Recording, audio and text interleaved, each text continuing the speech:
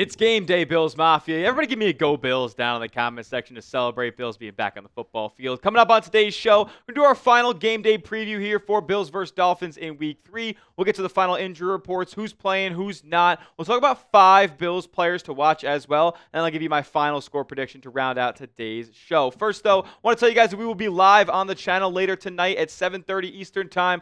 For Bills versus Dolphins, a watch party for Week 3. We'll have a full pregame tailgate. We'll have a live scoreboard, play-by-play, drinks on hand as well. So join us later, subscribe, and turn your notifications on so you never miss a moment here at the Bills Breakdown. Alrighty, ruled out for Buffalo. Unfortunately, Ed Oliver and Matt Milano. We know Sean McDermott revealed on Wednesday that they would not be playing. And that's unfortunate news for the Bills because these are 2 of their better defenders in the roster and have been for the better part of half a decade now. So, you're missing these 2 guys, and for a defensive line for Buffalo that has a lot of young talent on there, those guys need to step up. And then for a linebacker room that equally has some young talent behind Matt Milano, those guys need to make an impact as well. Questionable for the Buffalo Bills here, Taron Johnson. I say that he plays. He said, all things according to the media, that he feels good, and it was a little bit of a precautionary thing not playing in Week 2 against the Jets, so he seems all good and ready to go coming back from that quad injury. He'll be playing against Miami in Week 3. And that's why I think that the Bills will end up sitting Cam Lewis, the backup nickel, for Taron Johnson, who played a lot in Week 2.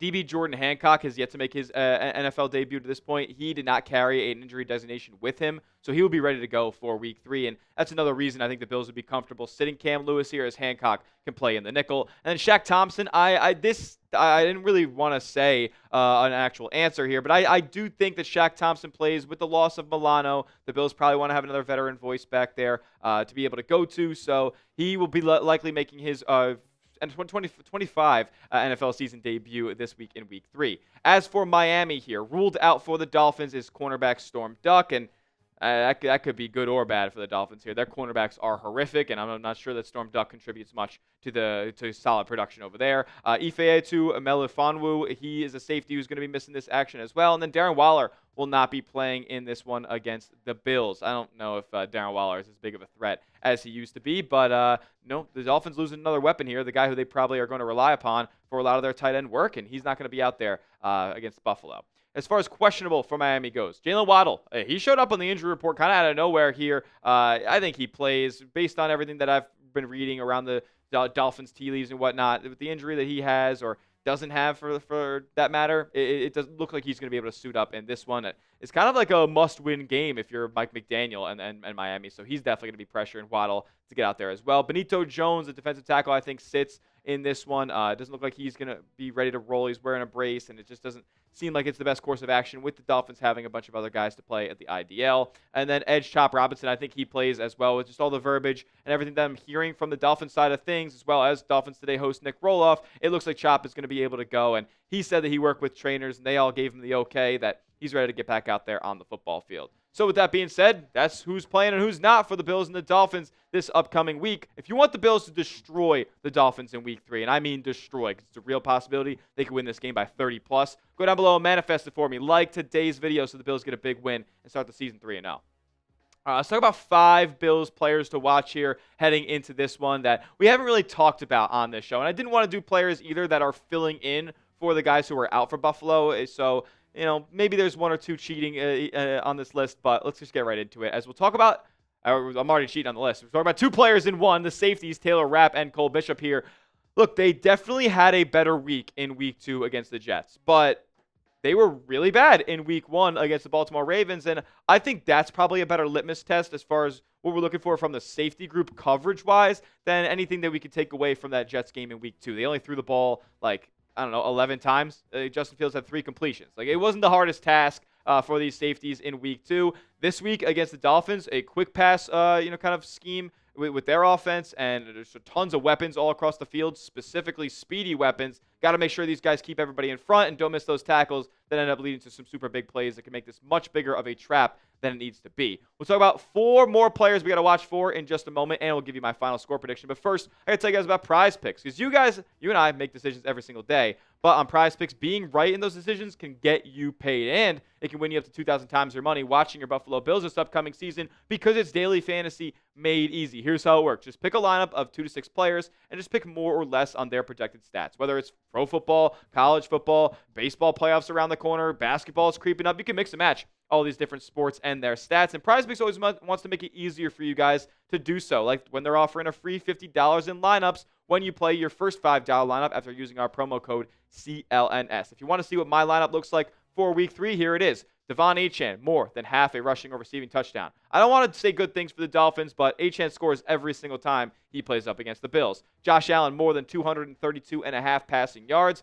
This Dolphins defense stinks. He's going to have a field day. And then Keon Coleman's going to be the recipient of at least 44.5 of those receiving yards. You can tail my picks or fade them. Just do it at PrizePicks. Download the app today and use the code CLNS to get $50 in lineups after you play your first $5 lineup. That's code CLNS. If you see in the bottom right of your screen, to get $50 in lineups after you play your first $5 lineup. PrizePicks. It's good to be right. Second player to watch here, Elijah Moore. And I was very curious and I was kind of surprised to see how much Elijah Moore that we saw in week 2 against the Jets. Now, how much of that was the Bills coaching staff kind of playing a little bit of mental games here with Elijah Moore and previously being drafted to the Jets? I don't know if how much that really played into it because it was just a totally different regime that brought Elijah Moore to New York. They kind of cleaned house there. But I'm going to be curious to see how much more they implement him. A lot of pre-snap motion, a couple of different end-arounds, including the one that he ended up scoring on from inside the red zone. So how much more Elijah Moore are we going to see? How many more heavy wide receiver packages are we going to see in this Bills offense? 18, he's a pretty solid wide receiver at 4 to have based on what we've seen so far. What about TJ Sanders here? This one is kind of what I was mentioning before. A little bit of cheating here because Ed Oliver is going to be missing this matchup, but we already didn't see Ed Oliver in week 2. We saw what this Bills defensive line looked like without number 91 against the Jets.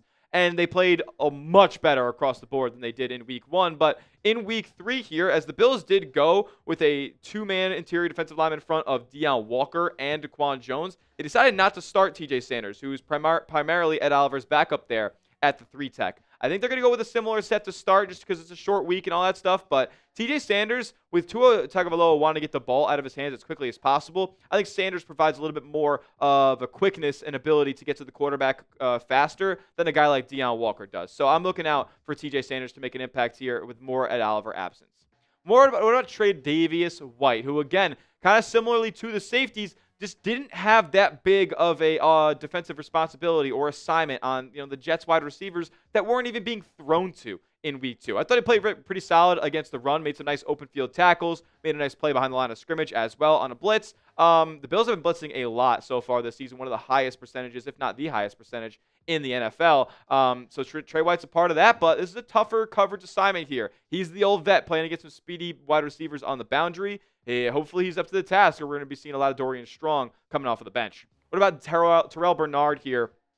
Kind of similarly to missing Milano, but Terrel Bernard's a starter on this Bills team, and he hasn't been, or it was definitely a big jump from week 1 to week 2 here. He was one of the worst graded linebackers across the NFL against the Ravens, but in week 2 was definitely a step in the right direction here. He's rocking that number 8 now, and I think Bernard is a player who's only getting better with time, so there's going to be a lot more responsibility on his shoulders here, covering up the middle of the field that the Dolphins like to utilize so frequently. So Terrel Bernard, you're going to have to be playing like a Pro Bowl, All-Pro level player this week if the Bills want to, just not make it as close of a game as it needs to be against the Miami Dolphins here. Who's your guy? Let me know down in the comment section. Who are you watching for again in Bills versus Dolphins? Name a player to watch in this Thursday Night Football matchup down in the comment section. I want to see what Bills Mafia has to say. All right, my final score prediction here for the Bills versus Dolphins game. I added a field goal to my last prediction. I had 38-17 previously, but I got 41-17 here. The Bills are putting up 40 points against one of the worst defenses in the National Football League. They are going to destroy the Miami Dolphins here. I don't really see another way that this game ends up going unless the Dolphins hit on some big chunk plays to start this game. If the Bills can limit that, then this is going to be a walk in the park. And unfortunately for Mike McDaniel, he may be jobless come Friday morning. Make sure you are subscribed and you join us for our watch party tonight on the Bills Breakdown, man. This is going to be a fun time. I think it's going to be our biggest watch party yet. It's going to be a blast. We're going to have a pregame tailgate, all that fun sort of stuff. When the game kicks off, we'll be breaking it all down. So we'll see you guys then. And as always, let's go, Buffalo.